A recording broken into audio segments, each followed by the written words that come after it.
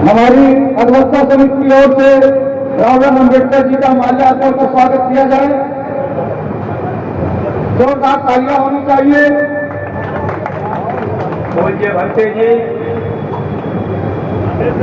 आज के जन्मोत्सव समारोह के एडवोकेट साहब विद्यार्थी जी और कानपुर शहर के प्रतिष्ठित सुविख्यात doctor Meera Prasad ji, doctor CR Aharwal साहब और हमारे तमाम यहाँ साथी एडवोकेट बादल जी, एडवोकेट आनंद गौतम जी, राम अवतार जी, कैलाश प्रसाद एडवोकेट जी, डॉक्टर हीरालाल सिंह जायसवाल जी और तमाम यहाँ साथी उपस्थित हैं। सब हम लोग रोज के मिलने वाले लोग हैं। ऐसे अवसर पर ज्यादा न कुछ कह करके हमें भी एहसान मंदी जतानी है बाबा साहब के बारे में। बाबा साहब ने जो कुछ किया उनके हम एहसानमंद हैं, इतना ही कहना है। और कहने के लिए बहुत ज्यादा टाइम चाहिए।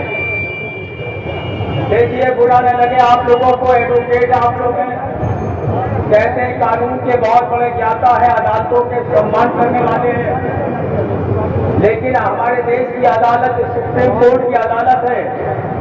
उसने बाबा साहब के मानने वाले का पुत्र और मानने वाले BR अहरवाल साहब जो चीफ जस्टिस थे, उनके ऊपर जूता फेंका गया। सुप्रीम कोर्ट की अदालत में, चलती हुई अदालत में सुप्रीम कोर्ट के चीफ जस्टिस के ऊपर जूता फेंका गया। पूरा ये देश सन्नाटे में रहा। पूरी देश की अदालतें चुप रही, पूरे देश के एडवोकेट चुप थे। कुछ जगहों पे थोड़ा ज्ञापन दिया गया, कानपुर में भी ज्ञापन दिया गया। एडवोकेट श्री राम गौतम जी के नेतृत्व में जहाँ ज्ञापन दिया गया, मैं भी सम्मिलित था।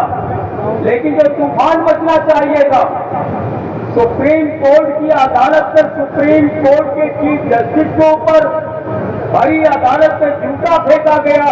आज तक उसके खिलाफ कोई मुकदमा नहीं दर्ज है। यही नहीं, कन्हैया कुमार जो जिसके ऊपर देशद्रोह का मुकदमा लगा, ये गवर्नमेंट ने लगाया था। लेकिन दिल्ली की हाई कोर्ट में जब हाजिर होने गया, पुलिस उसको लेकर के गई तो वहां जो एडवोकेट नहीं थे लेकिन एडवोकेट के भेष में थे, वो लोग घुस करके कन्हैया कुमार को वहां पिटाई किया हाई कोर्ट की अदालत के परिसर में। मित्रों, मैं बहुत से नाम गिना सकता हूं कि बाबा साहब अम्बेडकर ने देश का संविधान बनाया, यहाँ की अदालतें बनाई, यहाँ की व्यवस्थापिका और यहाँ की एग्जीक्यूटिव बनाया। लेकिन हो क्या रहा, जरा देखो तो तमाशा जरा देखिए।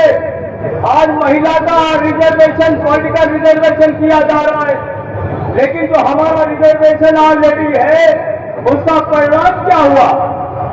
बाबा साहब ने बहुत लड़ाइयां लड़ी है। हम मीटिंग लगाना चाहते हैं जगह जगह। मैं उत्तर प्रदेश में निकलने वाला हूँ। जमीन का सवाल हमारे सामने है। शहरों में जो रहने वाले गरीब बेघर लोग हैं, इस दुनिया में आए हैं, उनकी जमीन के नीचे, पैर के नीचे जमीन कहाँ होगी? रहने का एक जमीन का टुकड़ा मिलना चाहिए। शहरों में ये आंदोलन खड़ा होना चाहिए। गांव में जिनके खेत जोतने के लिए जमीनें नहीं है, बाबा साहब अम्बेडकर जिनके लिए लड़ाई लड़ते रहे, जो आंदोलन करते रहे, कानून बनाते रहे। आपको याद होगा, आपको वकील लोग हैं, उत्तर प्रदेश जमींदारी विनाश और भूमि व्यवस्था अधिनियम 1950 बना हुआ है, जिसके तहत गांव के भूमिहीनों को जमीन देने का पर्चा ये कानून बना हुआ है। लेकिन वो कानूनों को बहाल नहीं किया जा रहा है। रहने के लिए आबादी की जगह चाहिए, वो बहाल नहीं किया जा रहा है। तमाम ऐसी चीजें हैं बाबा साहब अम्बेडकर के व्यक्तित्व के साथ जुड़ी हुई है और आपको ये बताते नहीं है। बाबा साहब का अपमान करते हुए ये बाबा साहब के इतिहास को झुठलाना चाहते हैं। हिंदू कोड बिल हमारे देश में पहली बार कौन लाया? हिंदुओं के लिए कानूनी शर्त, हिंदू महिलाओं के लिए कानूनी अधिकार कौन लेकर के आया है? जब देश आजाद नहीं था अंतरिम सरकार 1946 में बनी। डॉक्टर जोगेंद्र नाथ मंडल जो शेड्यूल्ड कास्ट के चांदार जात के थे, पश्चिम बंगाल के, अंतरिम सरकार में कानून मंत्री थे, वो हिंदू कोड बिल लाए। इसके बाद देश की आजादी के बाद में उस कानून को इम्प्लीमेंट करने के लिए उसको फिर रखा गया संविधान या पार्लियामेंट के अंदर, और वो पास नहीं किया गया। बाबा साहब ने रिजाइन दिया। हिंदू महिलाओं का सवाल है, हिंदुओं की इज्जत और उनकी आबरू अधिकारों का सवाल है, देश का सवाल है, देश की सुरक्षा का सवाल है, देश के राज्यों के अधिकारों का सवाल है, केंद्र सरकार की सुरक्षा का सवाल है, हमारी देश का सवाल है। इसे बाबा साहब अम्बेडकर, मुझे तो लगता है कि बाबा साहब आपने कैसा संविधान बना दिया, हमें तो पढ़ना नहीं आता है। देश का वकील बाबा साहब के संविधान को समझ नहीं पा रहा है, अदालतें समझ नहीं पा रही है। आपने क्यों ऐसा संविधान बना दिया बाबा साहब? मैं आपसे बहुत नाराज हूँ। आपने ऐसा संविधान बना दिया कि लोगों को जमीनें मिलेगी, लोगों की इज्जत आबरू बचेगी, लोगों का अधिकार मिलेगा, यहाँ को दिया नहीं जा रहा है। समय को ध्यान में रखते हुए, आप लोगों की इज्जत और मर्यादा को ध्यान करते हुए मैं आपसे निवेदन करना चाहता हूँ, अधिकारों के लिए संघर्ष नहीं करेंगे तो बाबा साहब के अनुयायी आप नहीं हैं। बाबा साहब का संपूर्ण जीवन संघर्ष था, संघर्ष के अलावा कुछ नहीं था। लोकतंत्र के लिए लड़ रहे थे, देश के लिए लड़ रहे थे, देश के संपूर्ण जनों के लिए लड़ रहे थे। इन्हीं शब्दों के साथ में मैं आपका एहसानमंद हूँ, आपने मन से मुझे समय दिया।